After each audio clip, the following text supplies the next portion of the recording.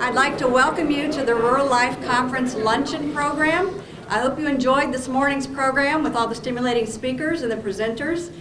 We enjoyed seeing people win their awards as well. We have an equally stimulating program for you today with your luncheon.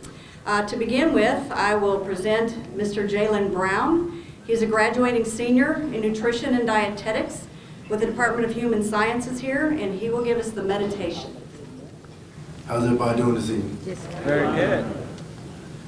Well, it's just a reminder that today is a special day. It's a special day because we're all here because of the Lord Himself. We're all here because we all share the same desire to assist people not only in our community but across the country. We bring people together no matter the race, religion, or gender, and we overcome obstacles together. So let's take this moment and this life that we are blessed with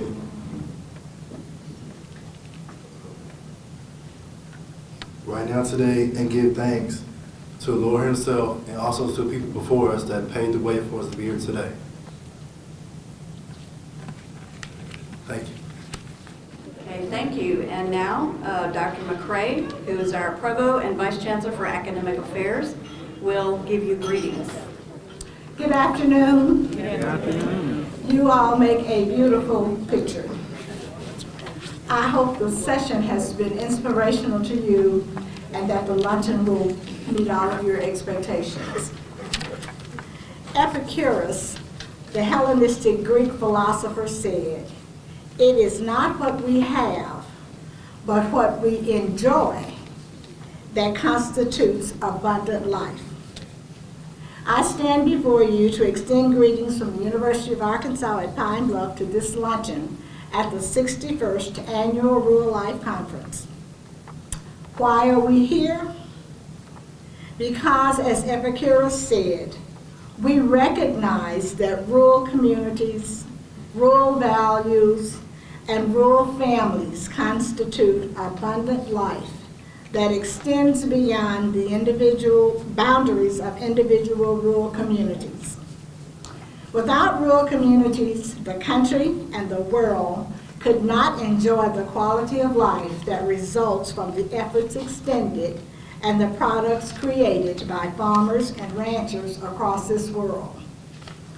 And so today, the University of Arkansas at Pine Bluff School of Agriculture, Fisheries, and Human Sciences is pleased to continue the effort created by Simon A. Haley, the father of Arthur Ellis Haley, and continued for 3 decades by the grandfather of agriculture at AM&E and UAPB, Dr. Sellers J. Parker, and all the deans of agriculture that have followed. They have all kept this very special outreach effort alive over the past 6 decades. That's a long time. Give yourselves a hand. My task is to greet you. So, greetings and salutations.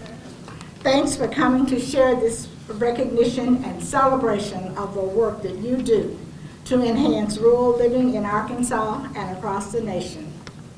The work that you do creates abundant life for all Americans, and the School of Agriculture, Fisheries, and Human Sciences stands ready, willing, and able to support your needs for educational outreach and service to your families, farms, and communities. Enjoy the luncheon. Good afternoon, everybody. Good afternoon. I do hope you're enjoying your lunch. I've enjoyed mine thus far. I can't wait to get back to that peach cobbler. This shall not be very long. But I do have a lot to say. I am delighted to have this opportunity to introduce an individual that I've known for a long time, and I call him the great innovator and a person who has a just don't quit attitude. He came out of the fields of the Arkansas Delta. Yeah, I know he was a cotton chopper and a cotton picker, but he eventually came, after he graduated from Lincoln High School in Forest City, he came right down here to AM&N at that time, And he got his bachelor's degree, a double major. He's just a person that seems to go above and beyond. He also got educational training, got his master's from the University of Arkansas, and he's got his administrative certificate from the Arkansas State University in Jonesboro. He spent about 40 years teaching in the public school system in various schools in Arkansas. I believe he had a lot of, was responsible for coaching our Mr. Theodis Bunch in the company school down here. I think I heard Mr. Bunch state that, along with several other people in his class when he was teaching in Cotton Plant, Arkansas. But after all of that teaching, and he became the superintendent of the Earl School system, and in his innovative work, he put in an effective peer tutorial program that he called Rise and Move, which he received a presidential award from the United States Department of Labor. Innovative all the way. He did great things there at Earl. And then after all of that time, most of you know him as what? Senator Jack Crumley. And then in the middle of it, all of that, he became a businessman. You all remember eating that Craig barbecue that he was trained on, and then he opened up restaurants in Forest City and Brinkley. I'm just still trying to figure out where all this energy came from. And then, after being a senator, after 40 years working with our children in the schools, he has just opened up September 12, 2016, he opened up the Strive Institute of Technology, which stands for a regional alternative learning environment for high school students located in Mariana. It's basically a special training, remediate instruction and vocational education for Lee, Monroe, Phillips, and St. Francis counties. Now, we told you when he went to school, but he still has the energy now and the desire to assist our youth with the problem situations. That's very innovative. And he did not get this started overnight. He worked for years to get this started. He is married. Now, Dr. Wheat, you still one up on me, but I am so proud to introduce my brother-in-law, who's married to my sister, Janetta. Please welcome former Senator Jack B. Crumley to the stage. Thank you. Good afternoon, everyone. Good afternoon. Don't believe half of that stuff Charlie says, I tell you. But it is a really great afternoon. I don't want to sound like, I use that word great, you might have heard that a few times, so I'll move on. It's a great time to be here, and I'm pleased, and I thank everyone the committee who somehow felt that I was worthy to be here.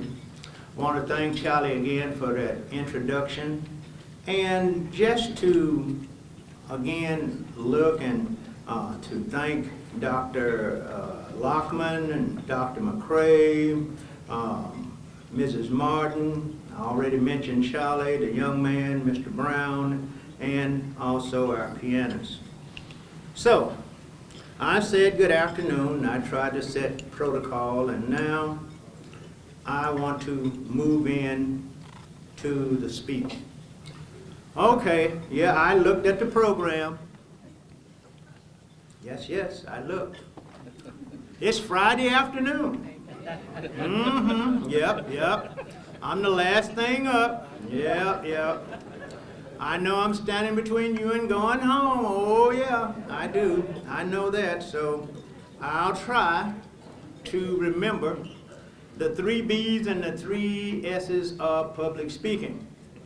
And the 3 B's, be brief, be to the point, and be seated. And the 3 S's, stand up to be seen, speak up to be heard, and sit down to be appreciated. So now that I have those clearly in mind, I'll try to follow it. I'll try to follow my own advice, and don't worry, this wonderful, I'll go ahead and mention her now so I won't have to, if I forget, and I won't be in the doghouse. My wife here of 49 years, stand up, Janet. Yes, we got married when we were here, and thank you. We got married when we were here in 67. And yes, did not have not even 2 nickels to rub together, but the good Lord has allowed us to stay together these 49 years. So certainly I thank her. I did marry well, even though we were both, didn't have much money. And you know, so good Lord sends things your way. And she has, through all these years, through all the ups and downs, the ins and outs, she's always been there and always been the wind beneath my wings. Is that good enough title? Yes, sir. No bologna sandwiches and couches for me. That's what you learn in those 49 years. But anyway, let me start. This is the 61st year of this conference. 61 years. So let's go back, as the old song used to say, back in the time. And the year was 1956. And taking you down memory lane, just to show you how long ago that was. Dwight Eisenhower was president. Alva Forbes was governor. He was a Democrat. He was the longest serving governor in our state. He served for 6 terms or 12 years. Back then, the average cost of a new home was only $11,700. And you could ride forever because a gallon of gas was only 22 cents. And the average new car cost, you could really flex around if you could, only cost $2,050. And the average home that was $2,280. It was a different time. It was a different America. But many of the same challenges that the people faced, that Dr. Park and Mr. Haley faced back there in 61 years ago, they are still similar to the ones that we face today. And I am just so proud that, again, AM&N, now UAPB, has been at the center of working to improve and enhance the quality of life of rural Arkansans. And I'm honored to be your speaker this afternoon. Okay. I want to talk a little bit about today. Arkansas is becoming increasingly urbanized. I know I'm mostly talking to Arkansans, but just a little Arkansas history. You know that Arkansas consists of 75 counties. But of those 75 counties, things have changed from back in 1956 when the population was more evenly distributed over those counties. Now, in 2010 census, did you know that 52% of the population of this state is found in 9 counties? Just 9. That means those 9 counties will elect your state officers. They have the majority of the senators and representatives, and that the other 66 counties really can't outvote those guys. So you have to be additionally proactive. But you know, with all of that, you know, it's different. It's there. We're becoming more rural. We're dispersing. People are moving to those counties to try to find work. And we look at that.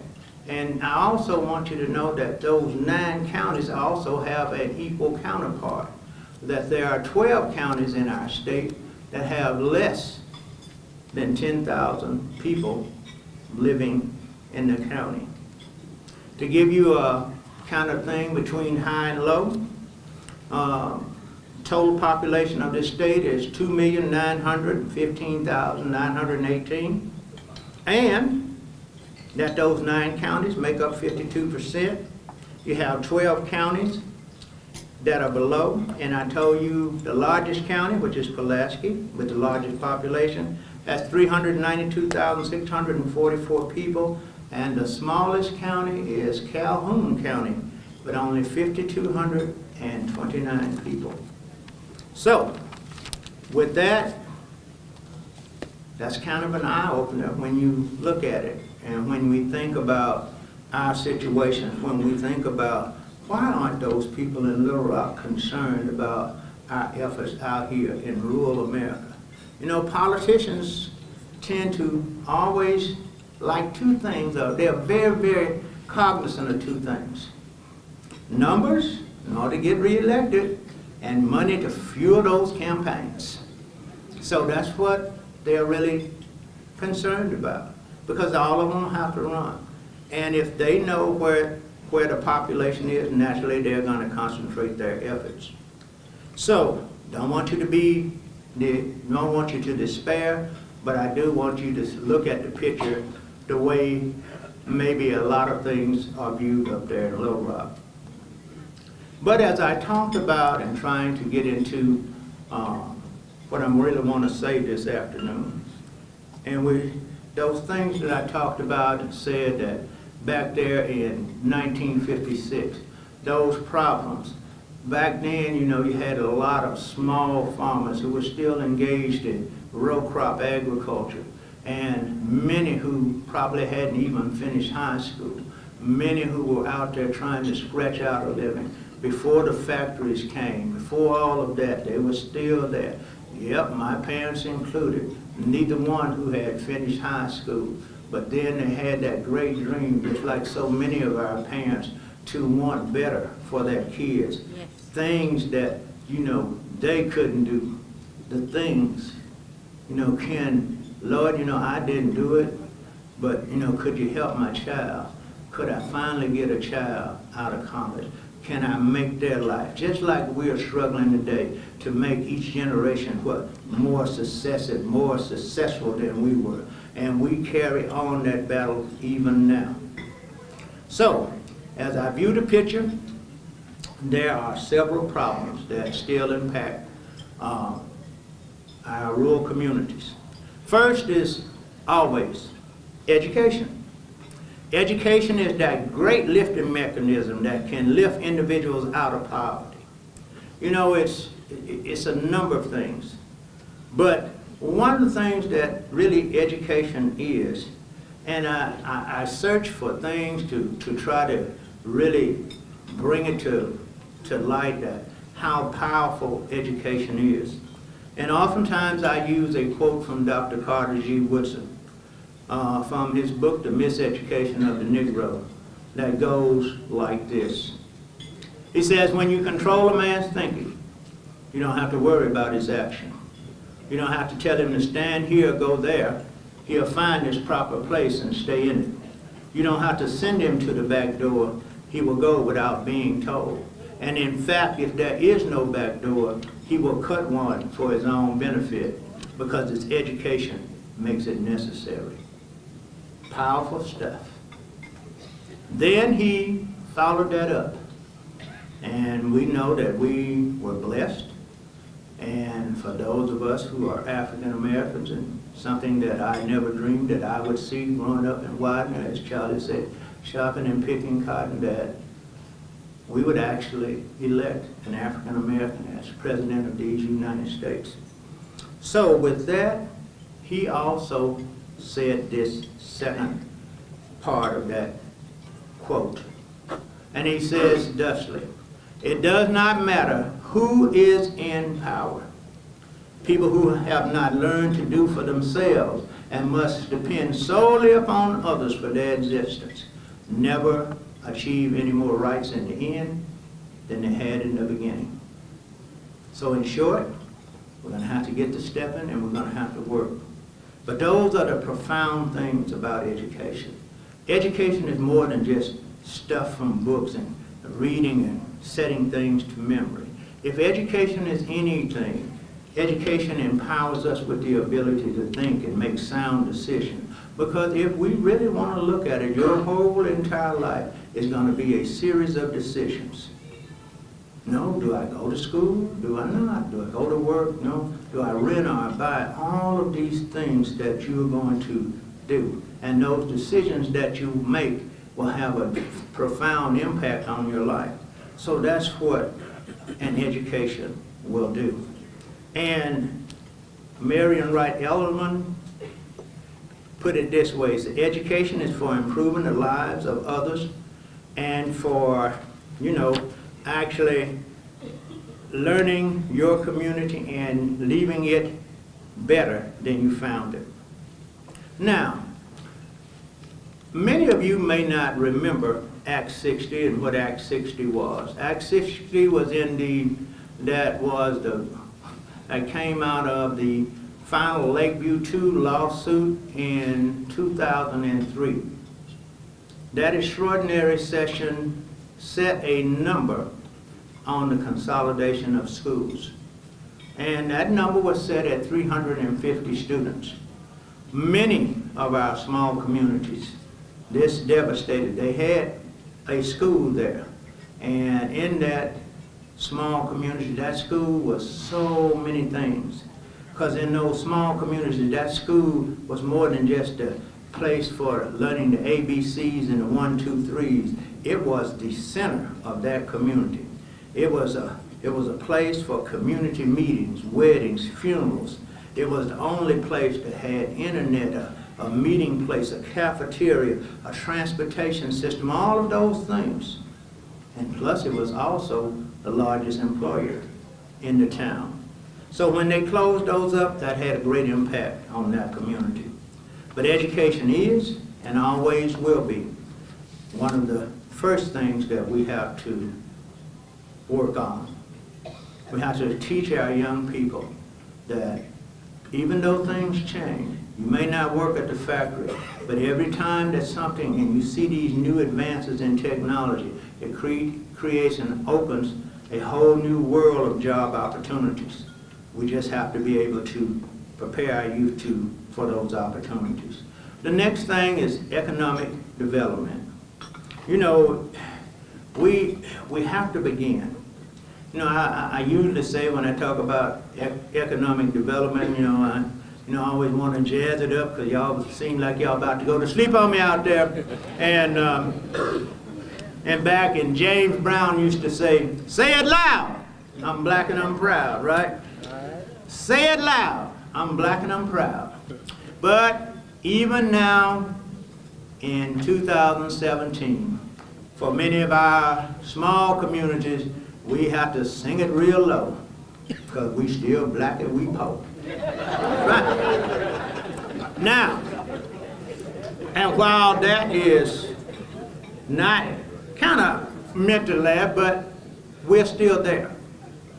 And yes, waiting for that hero. Back in the 60s on the war on poverty, and you had all the grant programs and all of that was out there. Head Start was beginning, all that.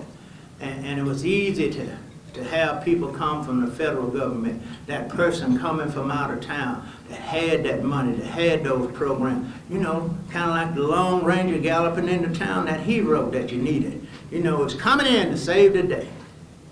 But alas, those things are gone. Yeah, probably silver and, the Lone Ranger can't ride it again, so that day is gone.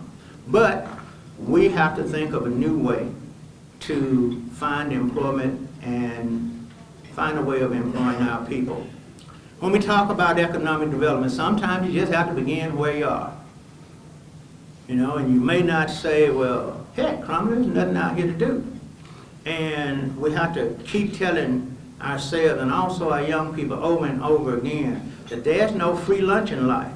And please don't feel entitled to anything that you don't work and sweat for. Frederick Douglass, the great abolitionist, reminds us that we may not get all that we pay for in this world, but we certainly will pay for all that we get. You got to work. You got to work hard. You got to work your way up. And don't have to say that, don't be lazy. Do your homework. If you're trying for a job, pay attention to details. Take care and pride in your work. You know, don't assume that you're always locked out. Knock on that door, and if it's closed, don't stop and never knock on it again. You have to work hard. And again, I leave economic development with this. We can only, what? You know, the only place that success comes before work is in the dictionary.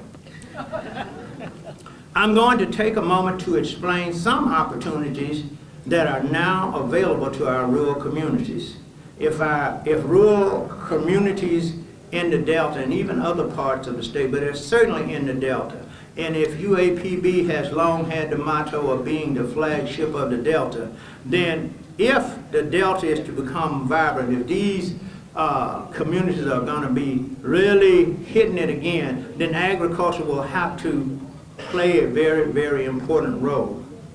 Now, there's a program, and I don't want to put him on the spot. Charlie Williams, would you stand up? I want you folks to see Charlie. Stand up, Charlie.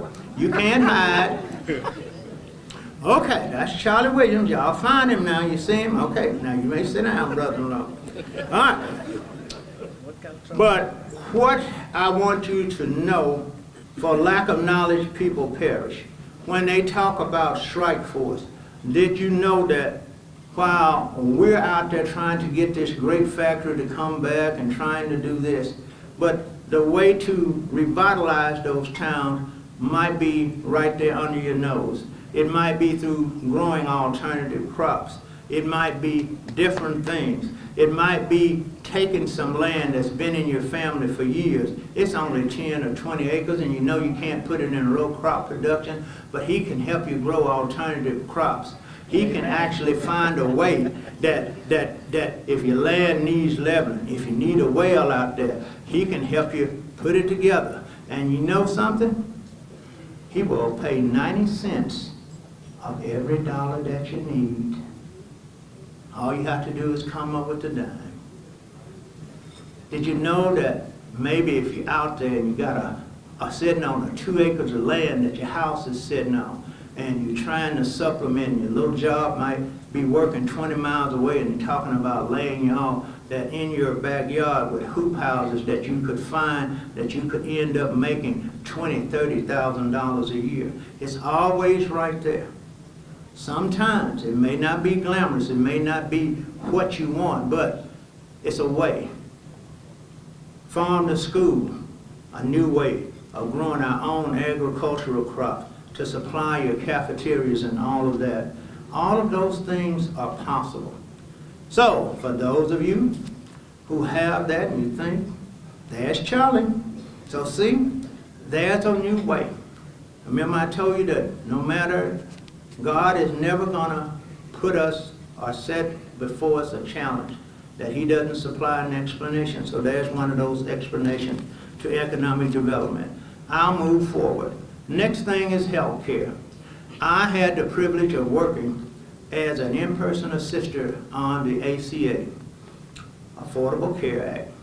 Really, the Patient Protection and Affordable Care Act is the real name of the program.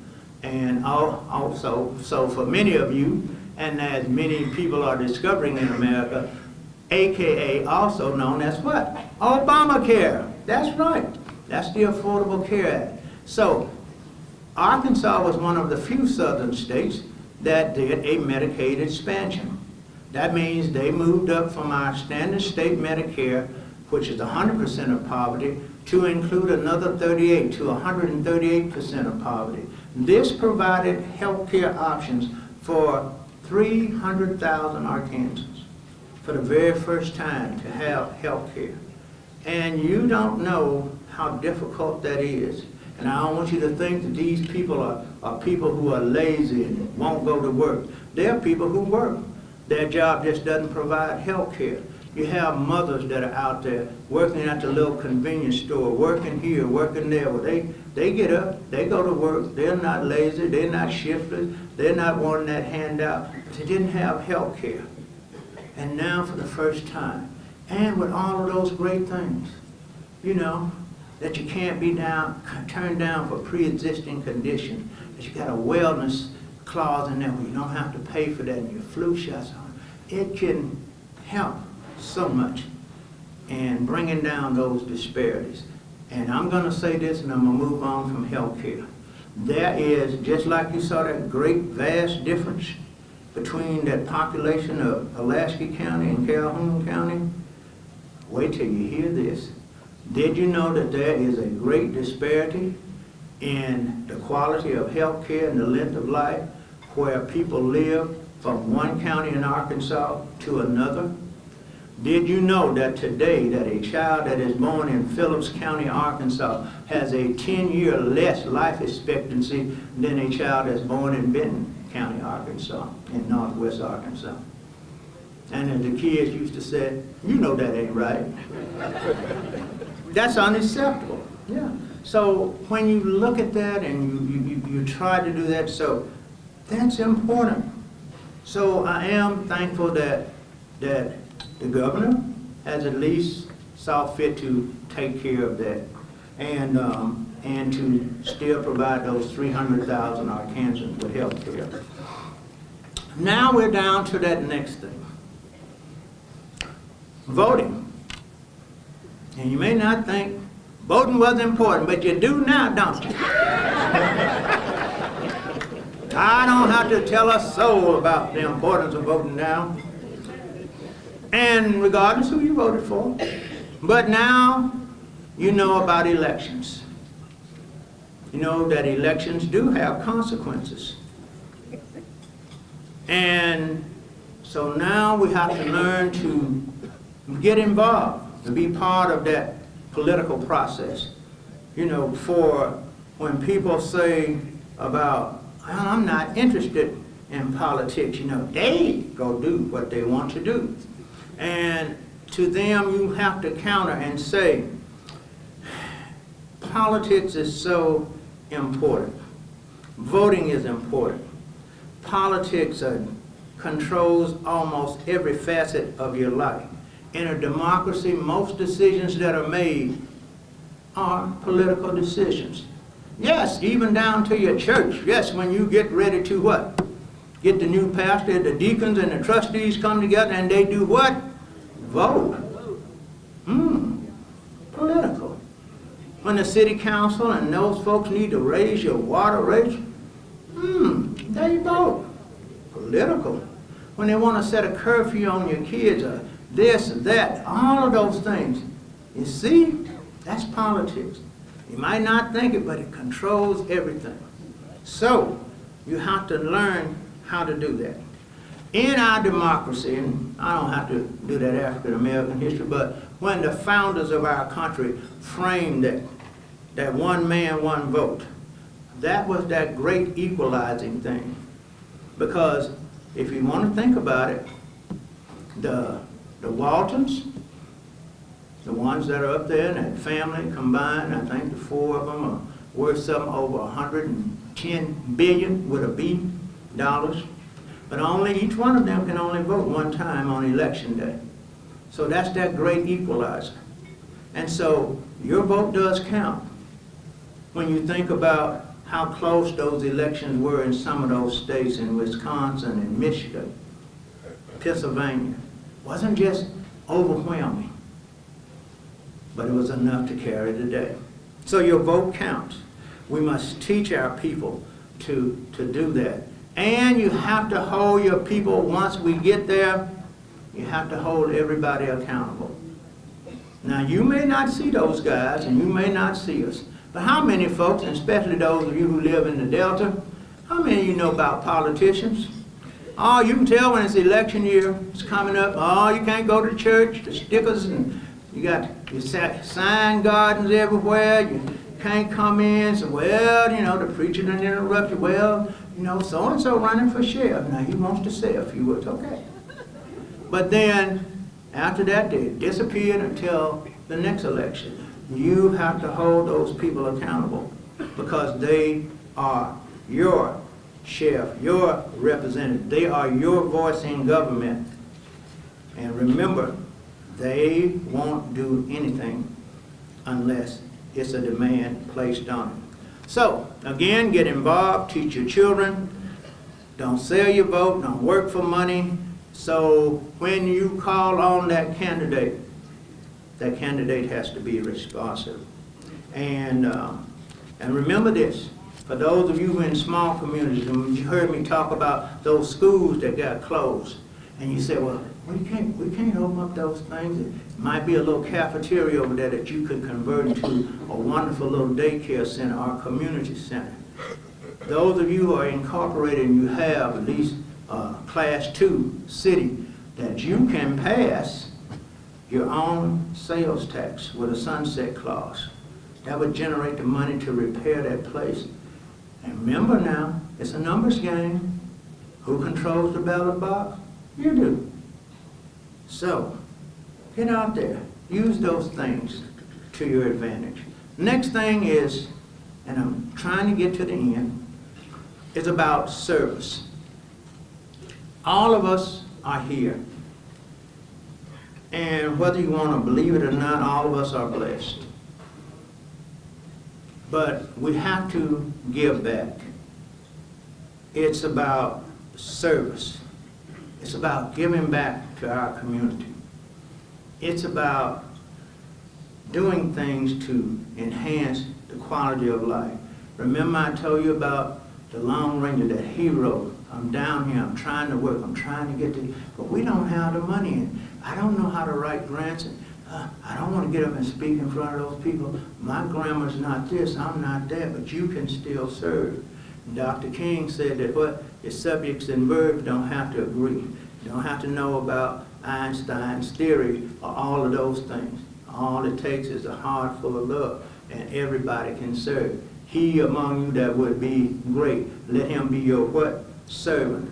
It doesn't take anything. It doesn't take any time, any money to serve. We all can serve. All of us who see those young people who are out there struggling in the street, when you see young people that are going astray, pull them over to the side. Now, I know sometimes they're not going to listen to you, but every now and then you may be that change in that person. I have been profoundly impacted. My life, personally profoundly impacted my life, was a former professor here, and that was O.R. Holliday. When I got here, nobody special. I want you to think I was bail and sale and have no gold collar. None of that stuff. Wasn't the sharpest knife in the drawer, the most useful tool in the shed. I was just here.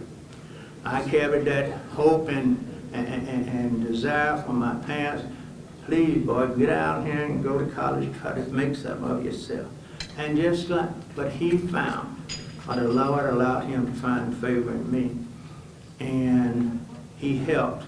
He talked to me. He didn't have children of his own. I don't think God let Mr. and Mrs. Holliday have children of his own so he could be a mentor and a father to so many people like myself. And you know, sometimes parents, when you're going through it with your kids and you got teenagers, let me tell you this. You know, you go say, Lord, these kids just crazy. You try to tell them they don't listen, they just rebel, but hold on. Guess what? When they turn age 20 and suddenly they get out in the world, you become more popular. I can tell you, our oldest daughter and this one here, I used to have to get my little striped jacket out and wanted to referee, but now when the phone rings every morning, if I ask it, Dad, let me talk to Mom. There you go. So it's going to come around. So it's going to work itself out. But you need to be parents. Kids need parents. They don't need soulmates. They don't need friends. They don't need buddies. They need parents to teach and guide and direct them. Okay. About volunteering. And I'll say this. It doesn't take anything to help. And I want you to know this.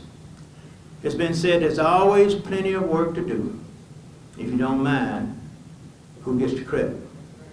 You can work your tongue out and you can be there. The problem comes when everybody wants to be here.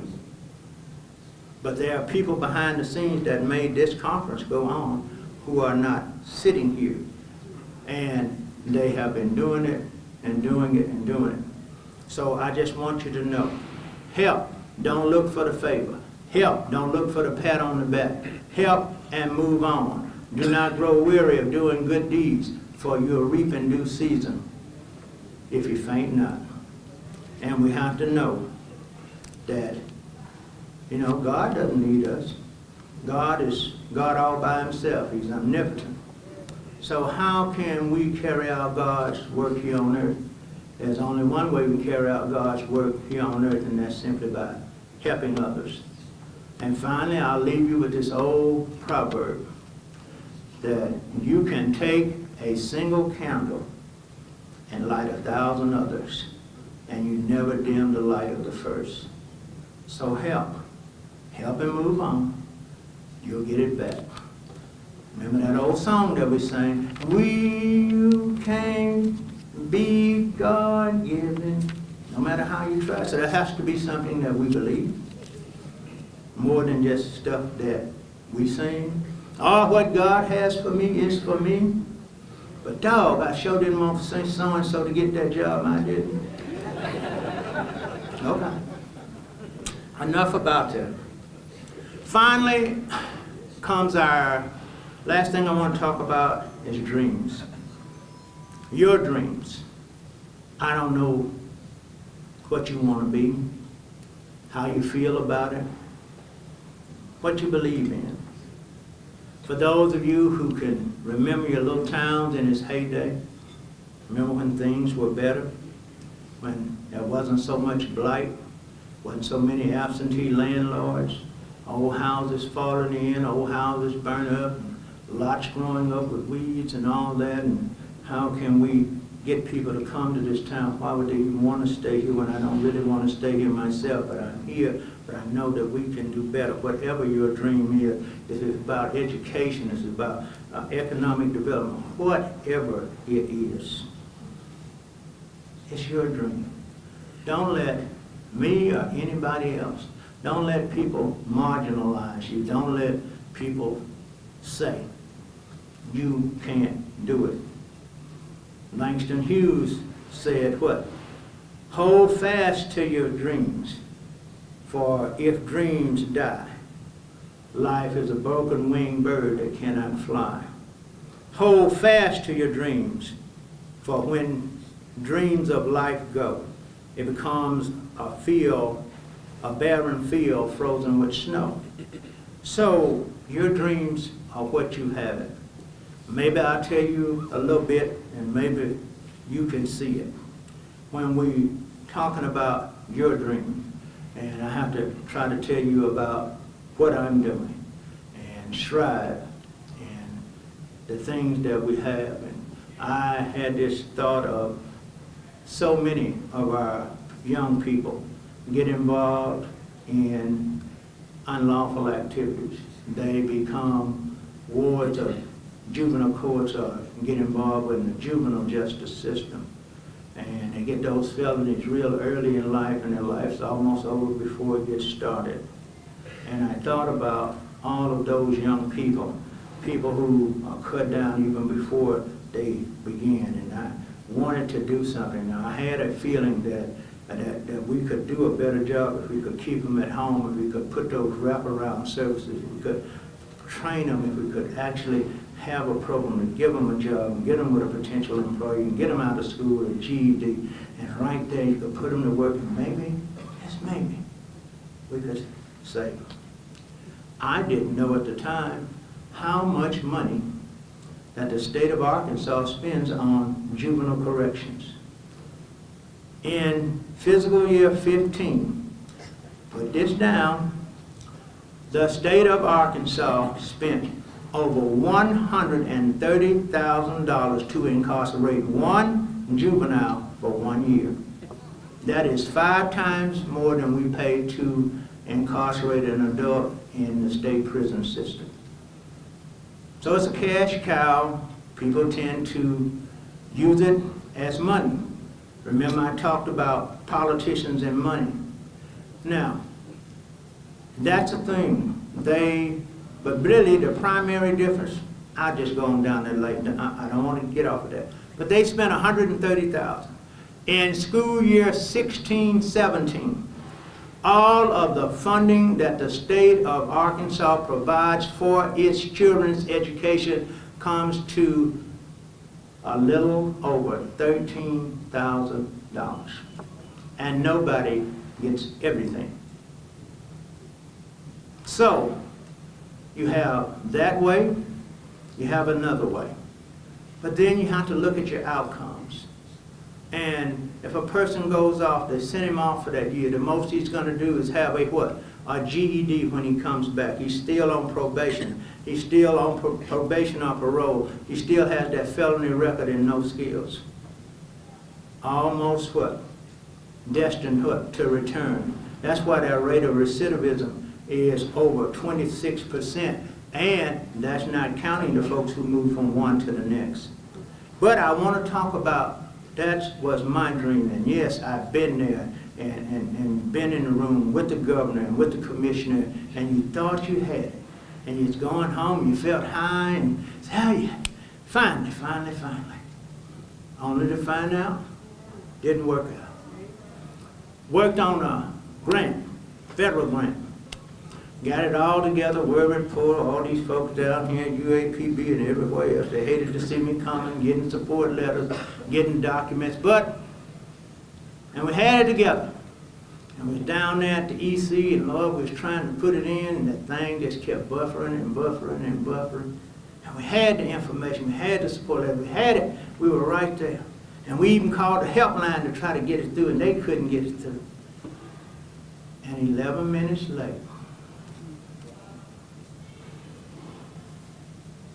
and how I felt those 11 minutes. But you have to keep going. You have to persevere. So what I'm trying to tell you, long story short, that on August the 29th of 2011, we had the first meeting with the superintendents from Lee, Monroe, Phillips, and St. Francis County with those 9 school districts in a little place in part of a school that was the central office in Mariana. On September the 12th, 2016, 5 years, 2 weeks later to the day, those kids marched through that door into that very same room, and that's where we started our school. Long journey. Wasn't glamorous. You know, God said He what? He would supply your needs. And He didn't say He'd give you your wants. And yes, we had this elementary school that had been deeded to us, and I could see this great thing laid out, and the governor come, and everybody was there, and we got our little shovels, and we sitting there taking our picture, and it's all lined up, and it's nice and neat in a bowl, and we offering all the courses that we need, and we were funded. But He did let me open up. No glamour. Yeah, in a place. Yeah, even with borrowed furniture. But guess what? Every day, we give those 30 or 40 kids, many that are charged from the courts, many that have been expelled from school, many who the judge is sending them to us in lieu of residential confinement. We line up and we educate them and we give them our best. And some of those kids have made remarkable strides towards graduation.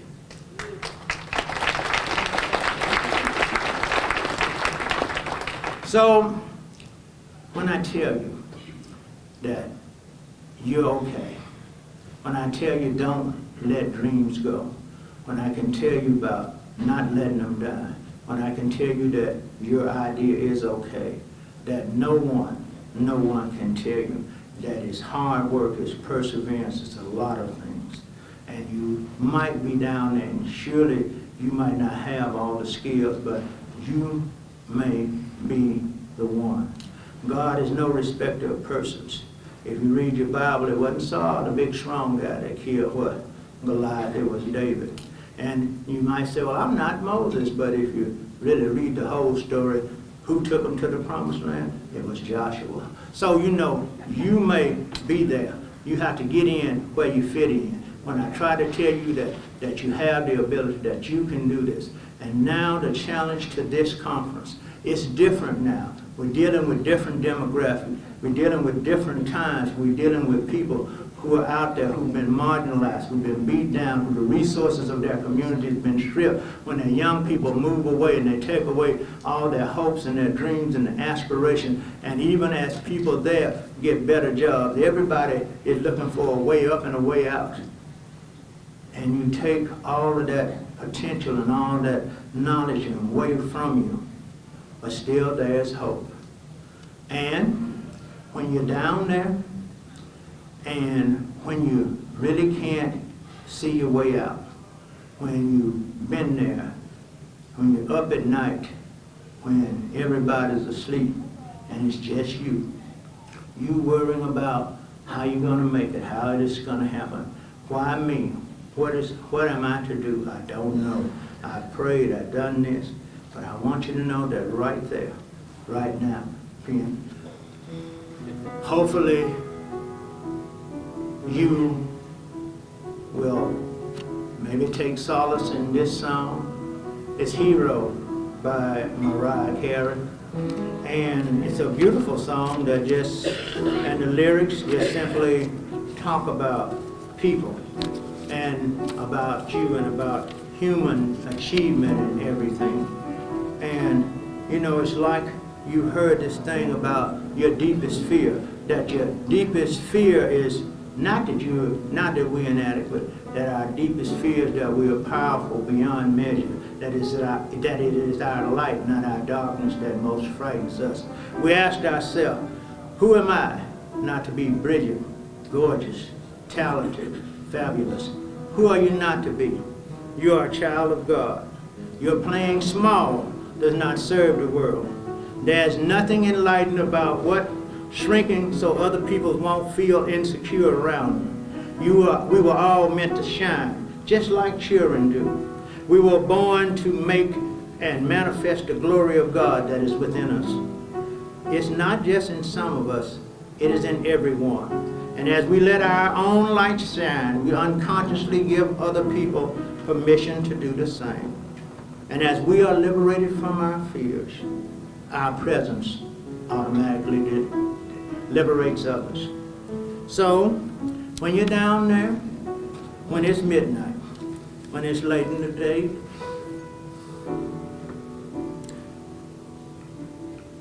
and you're 11 minutes late on something you worked hard on, something that meant a lot to you, and you walk out of the room and you give your heart and soul presenting something, and people like say, okay, like next. I want you to know, God said he'd never leave you nor forsake you. So I be for you. I'm more than the world against you. And then this song might come to your mind, and I'm going to take my seat. It just says there's a hero. If you look inside your heart, you don't have to be afraid of what you are. So there's an answer if you reach into your soul, and the sorrow that you know will melt away. And then when you're down there and you don't know where else to go, it says, then a hero will come along with the strength to carry on. And you'll cast your fears aside, and you'll know that you can survive. So when it feels like all hope is gone, look inside who? Look inside you and be strong. And you'll finally see the truth, that that hero lies in you. I would just like for all of us to do something. I normally would have everybody to stand and join hands, but I'm not going to do that. If you could just reach around the table and join hands, and I'm going to join hands with everyone here. It has been said that wherever two or more people are gathered in God's name, that what? he would be in the midst. So can we agree this afternoon here on May 3rd, touching and agreeing? And just like a circle has no end, let there be no end for our support for our rural communities. And I have to ask the fundamental question, is there anything too hard for God? And you know the answer is absolutely not.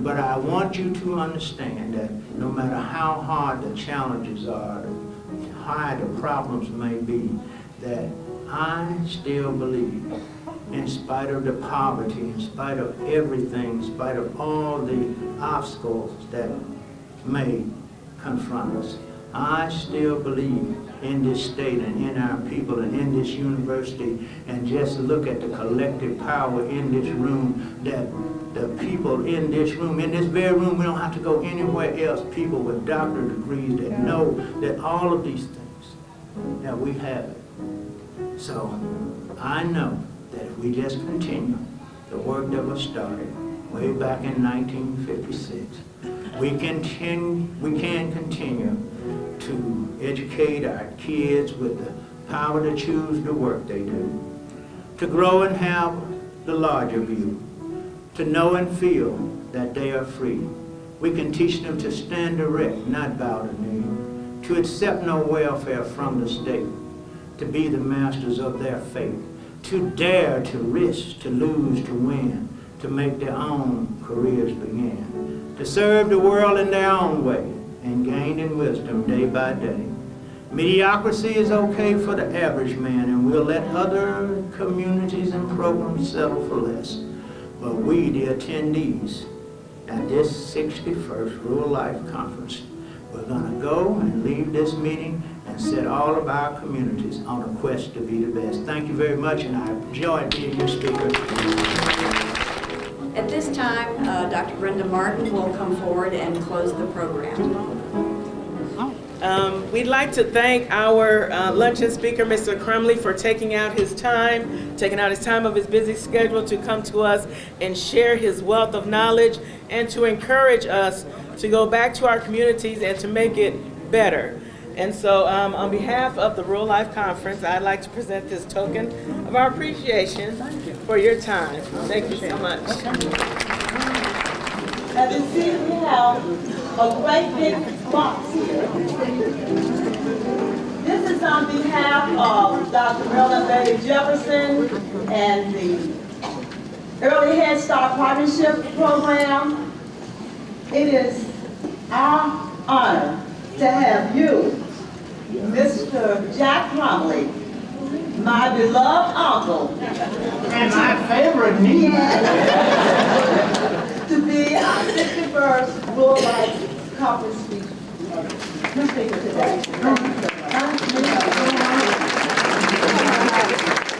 Again, I am the chair for the this year's 61st Annual Rural Life Conference, and on behalf of the task force and everyone who worked hard to give you a good conference this year, we'd like to thank you, the participants, for coming out. We know that you had other things that you could have been doing, so we appreciate you, and we hope that you really enjoyed the conference. Did you enjoy the conference? Let us know. Okay, thank you so much. We appreciate you.